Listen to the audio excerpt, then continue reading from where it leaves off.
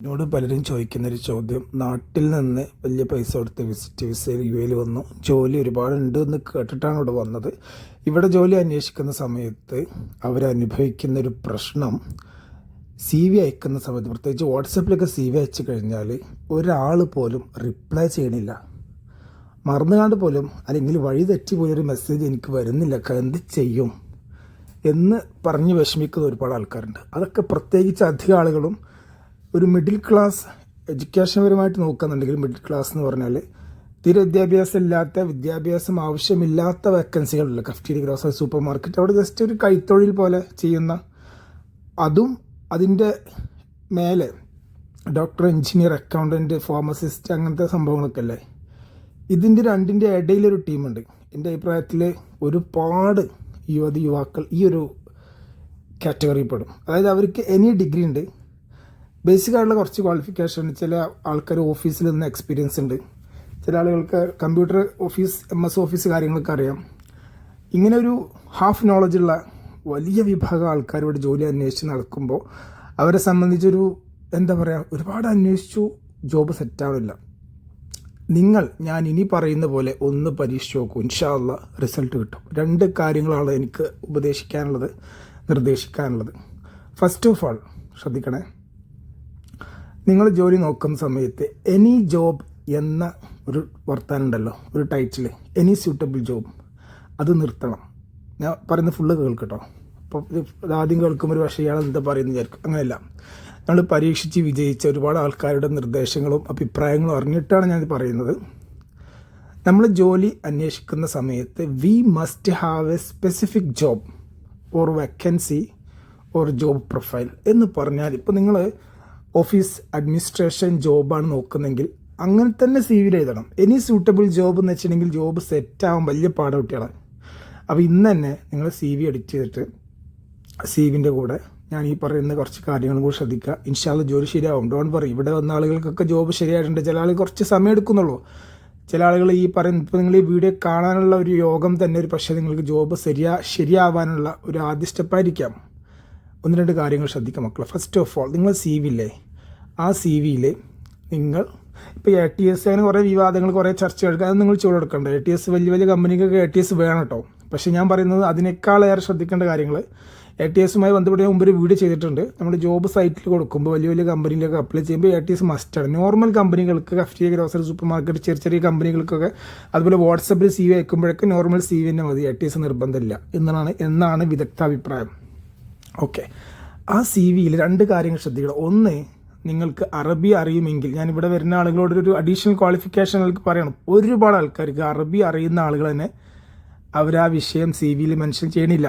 അതൊരു ചെറിയ സംഭവമല്ല. ഇവിടെ ഗൾഫിൽ നിങ്ങൾക്ക് അറബി എഴുതാനും വായിക്കാനും അറിയാമെന്ന് പറഞ്ഞാൽ ഭയങ്കര ക്വാളിഫിക്കേഷനാണ്, പ്രത്യേകിച്ച് ഓഫീസ് അഡ്മിനിസ്ട്രേഷൻ ജോബിനൊക്കെ. അപ്പോൾ നിങ്ങൾ CV നോക്കുക, അറബി ലാംഗ്വേജിൽ അറബി എഴുതിക്കണം നോക്കുക, അറബി വായിക്കാനും എഴുതാനും അറിയെങ്കിൽ അത് നിർബന്ധമായി മെൻഷൻ ചെയ്യുക. ഓക്കെ. രണ്ടാമത്, നിങ്ങൾ CV അയക്കുന്ന സമയത്ത് ഞാൻ നേരത്തെ പറഞ്ഞ പോലെ എനി സ്യൂട്ടബിൾ ജോബ് മാറ്റിയിട്ട് സെയിൽസിലാണോ, അഡ്മിനിസ്ട്രേഷനാണോ, ഓഫീസ് അസിസ്റ്റൻ്റ് ആണോ, എന്താണ് നിങ്ങൾ ജോബ് നോക്കുന്നത്, നിങ്ങൾക്ക് ഏതിലാണ് എക്സ്പീരിയൻസിൽ, ഏതിലാണ് താല്പര്യമുള്ളത്, അത് നിങ്ങൾ സെലക്ട് ചെയ്യണം. ആ ഒരു ജോബ് പ്രൊഫൈലിൽ തന്നെ കൊടുക്കുക. ഇൻഷാ അള്ളാ ജോബ് സെറ്റാവും. അപ്പോൾ ഈ ജോബ് സൈറ്റിൽ പല ആൾക്കാരും പ്രൊഫൈൽ ക്രിയേറ്റ് ചെയ്യുന്ന സമയത്ത് നിങ്ങൾ എന്ത് ജോബിനാണ് നോക്കുന്നതെന്ന് നിങ്ങളൊരു ഡിഫൈൻ ചെയ്യണം. അപ്പോഴാണ് നിങ്ങളുടെ CV, നിങ്ങളുടെ പ്രൊഫൈല് മറ്റു കമ്പനികൾക്ക് ഇവർ സജസ്റ്റ് ചെയ്യുള്ളൂ. എനി സ്യൂട്ടബിൾ ജോബ് എന്നുള്ളൊരു സംഭവമില്ല എന്ന് നിങ്ങൾ പ്രത്യേകം ശ്രദ്ധിക്കട്ടെ. ഞാനത് പറയുമ്പോൾ ഇതിൻ്റെ അഭിപ്രായം ഉണ്ടെങ്കിൽ കമൻറ്റും ചെയ്യാം, നോ പ്രോബ്ലം. രണ്ടാമത് ശ്രദ്ധിക്കേണ്ട കാര്യം, ഇവിടെ ഒരുപാട് ആൾക്കാർ ചെയ്യുന്നൊരു മിസ്റ്റേക്ക് എന്താണെന്നറിയോ? ഇപ്പോൾ CV അയക്കുന്ന സമയത്ത്, ഇപ്പം നമ്മളൊരു 2-3 കേസ് എടുക്കാം. ചില കേസിൽ നമുക്കൊരു ആരെങ്കിലും കമ്പനിയിലോ റൂമിലോ പരിചയത്തിൽ കുടുംബക്കാരെങ്കിലും ഒരു നമ്പർ, ഒരു വാട്സപ്പ് നമ്പർ എന്നിട്ട് നമ്മൾ പറയും, ഇന്ന ഹമീദ് ഭായി ആണ്, അയാൾ ഇന്ന സൂപ്പർ മാർക്കറ്റിൻ്റെ മാനേജർ, അയക്കൊന്ന് CV അയച്ചു കൊടുക്കുന്ന പറയും. അയച്ചു കൊടുക്കുന്ന സമയത്ത് നമ്മൾ മലയാളീസ് ഒരുപാട് ആൾക്കാർ ചെയ്യുന്നൊരു മിസ്റ്റേക്ക് എന്താണെന്നറിയോ? അവർ പറഞ്ഞിട്ട് കാര്യമില്ല. കാര്യം നാട്ടിൽ നിന്ന് നമ്മൾ പേഴ്സണലായിട്ട് യൂസ് ചെയ്യുന്ന വാട്സപ്പിൻ്റെ ഒരു സ്റ്റൈലില്ലേ, നമ്മൾ സുഹൃത്തുക്കൾക്ക് അയക്കുന്ന പോലത്തെ ആ രീതിയിലല്ല പ്രൊഫഷണലി യൂസ് ചെയ്യുമ്പോൾ നമ്മൾ ചെയ്യേണ്ടത്. ഞാൻ എൻ്റെ വീഡിയോയുടെ മെയിൻ പോയിൻറ്റും ഈ പറയാൻ പോകുന്നതാണ്. എന്ന് പറഞ്ഞാൽ ജോബ് സീക്കിങ്ങിൻ്റെ ഭാഗമായിട്ട് ബിസിനസ് പരമായിട്ട് ഓഫീസിലൊക്കെ നമ്മൾ വാട്സപ്പ് യൂസ് ചെയ്യുന്ന സമയത്ത് ഒരു പ്രൊഫഷണൽ മെത്തേഡ് ഉണ്ട്. എന്താ മെത്തേഡ് എന്നറിയോ? ഇപ്പോൾ നിങ്ങൾ CV അയക്കുന്ന സമയത്ത് ഇപ്പോൾ നിങ്ങൾ പൊതുവെ മിക്കവാറും മലയാളീസ് ചെയ്യുന്ന എന്താണ്, ഒരു നമ്പർ വേക്കൻസിൻ്റെ നമ്പർ കിട്ടിയാൽ അല്ലെങ്കിൽ ഏതെങ്കിലും കമ്പനിക്ക് CV അയക്കുമ്പോൾ ആദ്യം ഹായ് നയിക്കും. ഹായ് നയിച്ചിട്ട് അവിടെ നിന്ന് ഇങ്ങോട്ട് ഹായ് കിട്ടാൻ വേണ്ടി വെയിറ്റ് ചെയ്യും. ചില ആൾക്കാർ ഹായ് അവിടെ റീഡ് ചെയ്താലും ചിലപ്പോൾ ഇവർ റിപ്ലൈ തരില്ല. അപ്പോൾ ഈ അയച്ച ഹായ് പല ആൾക്കാർ ഡിലീറ്റ് ചെയ്യും. ഓ മൈ ഗോഡ്, ഒന്ന് ആലോചിച്ച് നോക്ക്. നാട്ടിൽ നിന്ന് വലിയ പൈസ കൊടുത്ത് വിസിറ്റിൽ വന്ന് ജോലി അന്വേഷിക്കാൻ വന്നിട്ട് ഇവിടെ നാട്ടിലെ ഈ കുഞ്ഞാപ്പുകളി, പിണക്കം, ദേഷ്യം, മുൻഷുണ്ടി, ഈ വക കാര്യങ്ങളൊക്കെ എടുത്താലേ മക്കളെ നിങ്ങൾ ഒരിക്കലും എന്താ പറയുക കഴിച്ചിലാവാൻ പാടേക്കാരം, പിന്നോട്ട് പോകും. അതുകൊണ്ട് പറഞ്ഞ് ഇവിടെ ഇത്ര ഈഗോകളൊക്കെ ഒഴിവാക്കിയിട്ട് നമ്മൾ മുന്നോട്ട് നിൽക്കുക, ചാടി നിൽക്കുക. അപ്പോഴാണ് രക്ഷപ്പെടുള്ളൂ. നമ്മളെ കാത്ത് ഒരു വീട്ടിലെ ഒരു ഉമ്മ, ഉപ്പ, പെങ്ങന്മാർ എല്ലാം കാത്തിരിക്കുന്ന നമ്മൾ രക്ഷപ്പെടുന്ന കാണാൻ വേണ്ടിയിട്ടാണ്. അപ്പോൾ എന്ത് ചെയ്യുക, ഈ കളികളൊക്കെ മാറ്റിയിട്ട് ഞാൻ ഇനി പറയുന്ന പോലെ CV അയച്ച് നോക്കും. ഇൻഷാല്ല റിസൾട്ട് കിട്ടും. നിങ്ങൾ വാട്സപ്പിൽ CV അയക്കുമ്പോൾ ആദ്യം തന്നെ ഒന്നെങ്കിൽ ഹായ് പറയാം, അല്ലെങ്കിൽ അസ്സലാമു അലൈക്കും പറയാം. എന്നിട്ട് CV അയച്ചിട്ട് അയാളെ റിപ്ലൈ തരാതിരിക്കട്ടെ. കാരണം നിങ്ങൾ അയക്കുന്ന ഒരാളാണെങ്കിലും കിട്ടുന്ന ആളെ കയ്യിൽ ഒരുപാട് CV വരുന്നുണ്ടാവും. പ്രത്യേകിച്ച് ഓഫീസ് പരമായി ജോലി ചെയ്യുന്ന ആൾക്കാരൊക്കെ ചിലപ്പോൾ ഫ്രീ ആകുമ്പോൾ റിപ്ലൈ തരും. ചില ആളുകൾക്ക് കണ്ടാലും റിപ്ലൈ തന്നോണമെന്നില്ല. കാരണം അവർ ഓക്കെ ആണെങ്കിൽ റിപ്ലൈ തരും, അല്ലെങ്കിൽ റിപ്ലൈ തരില്ല. അത് റിപ്ലൈ നമ്മൾ നിർബന്ധം പിടിക്കരുത്. അത് അയക്കുന്ന ആളുടെ എന്താ പറയുക അവകാശം റിപ്ലൈ ചെയ്യണം വേണ്ടി. പ്രത്യേകിച്ച് ഓഫീസ് പരമായിട്ടുള്ള വർക്കൊക്കെ ചെയ്യുന്ന ആൾക്കാർ, ബിസിയുള്ള ആൾക്കാരെ കാര്യം അവരെല്ലാം ചിലപ്പോൾ നോക്കുന്നുണ്ടാവും, റിപ്ലൈ തന്നില്ലെങ്കിലും. പക്ഷേ അവിടെ നമ്മൾ ശ്രദ്ധിക്കേണ്ട കാര്യം, വാട്സപ്പിൽ CV അയക്കുമ്പോൾ നിങ്ങളൊന്ന് ആലോചിച്ച് നോക്കി, നിങ്ങൾ അയക്കുന്ന CV ഓപ്പൺ ചെയ്തിട്ട് നിങ്ങൾ എന്താണ് ജോലി, എന്തൊക്കെ പഠിച്ചിട്ടുണ്ട്, എല്ലാം നോക്കി നിങ്ങളുടെ ഏത് സ്യൂട്ടബിൾ ജോബ്, പ്രത്യേകിച്ച് എനി സ്യൂട്ടബിൾ ജോബ് അയക്കുന്ന ആളാണെങ്കിൽ എന്തൊക്കെ പഠിച്ചു, എന്തൊക്കെ അറിയാം എന്ന് റിവ്യൂ ചെയ്തിട്ട് നിങ്ങൾ ജോബ് തരും നിങ്ങൾ വിശ്വസിക്കുന്നുണ്ടോ? അങ്ങനെ ചിന്തിക്കുന്നുണ്ടോ? എങ്കിൽ നിങ്ങളെ ധാരണ തെറ്റാണ്. കാരണം ഇവിടെ എല്ലാവരും ബിസിയാണ്. രണ്ടാമത് ഒരാളെ ഫോണിൽ തന്നെ ഈ പറഞ്ഞ മാനേജർ, ഓണറൊക്കെ ആണെങ്കിൽ ഡെയിലി ഒരുപാട് CV വരുന്നുണ്ടാവും. അതിന് നിങ്ങൾ CV കിട്ടും അവർ നോക്കണമെന്നുണ്ടെങ്കിൽ ഒറ്റ പണി, ഒരു സൂത്രം ഞാൻ പറഞ്ഞുതരാം. CVൻ്റെ കൂടെ 1 മിനിറ്റുള്ള വോയിസ് അയക്കുക. ഓക്കെ, ഞാനിനി പറയുന്ന പോലെ അയക്കുക. അപ്പോൾ CV അയക്കുമ്പോൾ ആദ്യം തന്നെ ഹായ് അസ്സലാമു അലൈക്കും CV അയക്കുന്നു, അടിച്ച് കയറി പറയാം. അല്ലാതെ നമ്മൾ ഈ പറഞ്ഞ പോലെ ഹായ് അയച്ചിട്ട് കുറേ വെയിറ്റ് ചെയ്യുക, പിന്നെ അവിടെ നിന്നൊരു ഹായ് വരും, പിന്നെ ആ ഹായ് അതിൻ്റെ ശേഷം പിന്നെ അസ്സലാമു അലൈക്കും, ഇങ്ങനെ സമയം പോകും. ആകെ 60 ദിവസമല്ലേ വിസിറ്റ് ചെയ്യും. അപ്പോൾ അങ്ങനെ ചെയ്യരുത്. ഞാൻ ഈ പറഞ്ഞ പോലെ ചെയ്യുക. CV ആദ്യം ഹായ് അസ്സലാമു അലൈക്കും ഒരു ടെക്സ്റ്റ് അയക്കുക, അല്ലെങ്കിൽ ഹായ് നയിക്കുക, CV അയക്കുക. അതിൻ്റെ കൂടെ 1 മിനിറ്റ് വോയിസ് അയക്കുക. മലയാളം ആണെങ്കിൽ മലയാളത്തിലേക്കാം, ഇംഗ്ലീഷ് ആണെങ്കിൽ നിങ്ങൾക്ക് ഇംഗ്ലീഷിൽ അറിയുന്ന പോലെ അയക്കാം. പറയുന്ന വാക്കുകൾ കൃത്യമായിട്ട് അയക്കുക. അപ്പോൾ ഒരു ഉദാഹരണം ഞാൻ പറഞ്ഞുതരാം. ഇപ്പോൾ ഞാൻ അയക്കുന്നുണ്ട്, ഞാൻ അങ്ങനെ പറയും, ഹായ് അസ്സലാമു അലൈക്കും, എന്താ വിശേഷം ഞാൻ ഇവിടെ ദുബായിൽ വിസയിൽ വന്നതാണ്. എൻ്റെ പേര് അബ്ദുറഹീമാണ്. എനിക്ക് നാട്ടിൽ ഓഫീസ് അഡ്മിനിസ്ട്രേഷൻ എക്സ്പീരിയൻസ് ഉണ്ട്, MS ഓഫീസ് കാര്യങ്ങളൊക്കെ അറിയാം. അതുപോലെ അഡ്മിൻ സെക്ടറിൽ 1 വർഷത്തെ എക്സ്പീരിയൻസ് ഉണ്ട്. കമ്പ്യൂട്ടർ ഓപ്പറേഷൻ അറിയാം, ബേസിക് ഇംഗ്ലീഷ് കാര്യങ്ങൾ സംസാരിക്കാൻ അറിയാം, ഇംഗ്ലീഷ് ഡ്രാഫ്റ്റിംഗ് അറിയാം. അപ്പോൾ എൻ്റെ CV ഒന്ന് നോക്കിയിട്ട് നിങ്ങൾ ഓഫീസിൽ, നിങ്ങൾ കമ്പനിയിൽ വേക്കൻസി ഉണ്ടെങ്കിൽ എന്നെ ഒന്ന് അറിയിക്കണം എന്ന് പറയാം. അപ്പോൾ നിങ്ങൾ ഓൾറെഡി നിങ്ങളെ ക്വാളിഫിക്കേഷൻ കാര്യങ്ങൾ ഓൾറെഡി പറഞ്ഞല്ലോ. ഇത് പറഞ്ഞപ്പോൾ തന്നെ അയാൾക്ക് നിങ്ങളെ പോലെ ഒരു ആളെ ആവശ്യമുണ്ടെങ്കിൽ ആൾ പറയും വലൈക്കും അസ്സലാം മോനെ, ഓക്കെ നിങ്ങളൊരു കാര്യം ചെയ്യും, വലൈക്കും അസ്സലാം, ഓക്കെ ഞാൻ CV നോക്കി, കുഴപ്പമില്ല, നമ്മുടെ ഓഫീസിലൊരു അഡ്മിൻ ജോബുണ്ട്, നിങ്ങളൊരു കാര്യം ചെയ്യും, അടുത്ത വെള്ളിയാഴ്ച ഉച്ചയ്ക്ക് ഞങ്ങൾ കമ്പനിക്ക് പോവാം, ഇതാണ് ലൊക്കേഷൻ, കാര്യങ്ങളൊക്കെ പറയാം. ആ സമയത്ത് നിങ്ങൾ ശ്രദ്ധിക്കേണ്ട കാര്യം, പുതുതായി വരുന്ന ആൾക്കാരില്ലേ, ഇവിടെ പല ആളുകളും ജോലി കിട്ടിക്കഴിഞ്ഞാൽ പോലും പല ആൾക്കാരും ജോലിക്ക് കയറാത്തതിന് വേറെ കാരണം ഞാൻ മനസ്സിലാക്കുന്നത്, അവിടെയും കുറച്ച് കാര്യങ്ങൾ മനസ്സിലാക്കുന്നുണ്ട്. ഫ്രഷേഴ്സായ ആൾക്കാർക്ക് സാധാരണ ആൾക്കാരുടെ സാലറി ഉണ്ടായിക്കോണമെന്നില്ല. അപ്പോൾ നിങ്ങൾക്ക് എക്സ്പീരിയൻസ് ഇല്ലെങ്കിൽ ഓക്കെ, നിങ്ങളെ പറഞ്ഞിട്ട് കാര്യമായിരുന്നു, നിങ്ങൾക്ക് ബാധ്യതകളുണ്ട്. 2 കൊല്ലം കഴിഞ്ഞ് പോയി പെണ്ണിട്ട ആളാണ്, അതിൻ്റെ ഇടയ്ക്ക് പെങ്ങളെ കെട്ടിക്കണം, വീടുണ്ടാക്കണം, ബാധ്യതകൾ ഒരുപാടാണ്. പക്ഷെ അതിനനുസരിച്ചുള്ള ക്വാളിഫിക്കേഷൻ ഇല്ലെങ്കിൽ നമ്മൾ പറഞ്ഞിട്ട് കാര്യമില്ല. നമ്മുടെ ക്വാളിഫിക്കേഷൻ യോജിച്ച സാലറി ഉണ്ട്, ഒരു മാർക്കറ്റ് സാലറി ഉണ്ടാവും.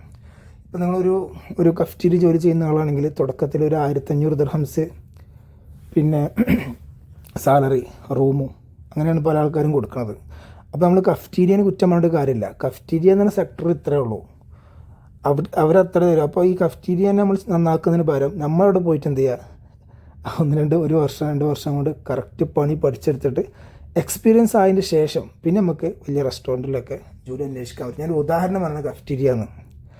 ഏത് ഫീൽഡാണെങ്കിലും ഇപ്പോൾ ഈ പറഞ്ഞ അഡ്മിൻ വേക്കൻസി ആണെങ്കിൽ പോലും ഒരു കമ്പനി കയറിയിട്ട് നിങ്ങൾക്ക് അവിടുത്തെ ഓഫീസ് പരമായ ജോലിയും കാര്യങ്ങളൊക്കെ എക്സ്പീരിയൻസ് ആയിട്ട് പിന്നെയാണ്. അപ്പോൾ അതുകൊണ്ട് എന്ത് ചെയ്യണം, അപ്പോൾ അതിൽ എങ്ങനെ വരും, ഇവിടെ നാട്ടിൽ പായറുള്ള ആൾക്കാർ അവസാനം ഇങ്ങ് വരുന്നതിന് മുന്നേ നമുക്കൊരു 2-3 കൊല്ലം മുന്നത്തേനെ വരികയാണെങ്കിൽ 2 കൊല്ലം എക്സ്പീരിയൻസിന് വേണ്ടി ചിലവാക്കാം. അത് കഴിഞ്ഞിട്ട് നല്ലൊരു ജോലിയിലേക്ക് മാറിക്കഴിഞ്ഞാലാണ് നമ്മൾ യഥാർത്ഥത്തിൽ രക്ഷപ്പെടുക. ഫസ്റ്റ് വന്ന ഉടനെ തന്നെ നമ്മളെല്ലാ കടം ജോലി കൊണ്ട് വീടണം എന്ന രീതിയിൽ വന്നിട്ട് കാര്യമില്ല. This is the reality. ഞാൻ ഉദ്ദേശിച്ചത് ഞാൻ നേരത്തെ പറഞ്ഞ സെക്ടറിലുള്ള ആൾക്കാർ പറ്റും, cafeteria, grocery, super market, office admin, നോർമലായിട്ടുള്ള ആളുകളെ സംബന്ധിച്ചാണ് ഞാൻ പറഞ്ഞു. ഗൾഫ് കൊണ്ട് രക്ഷപ്പെടും.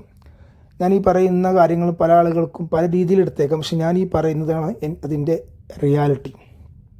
ഓക്കെ, എക്സ്പീരിയൻസ് ഇല്ലെങ്കിൽ ജോലി കിട്ടില്ല എന്നുള്ള ധാരണയും തെറ്റാണ്. ഫ്രഷേഴ്സിനെ ജോബ് നോക്കുന്ന ഒരുപാട് കമ്പനികളുണ്ട്.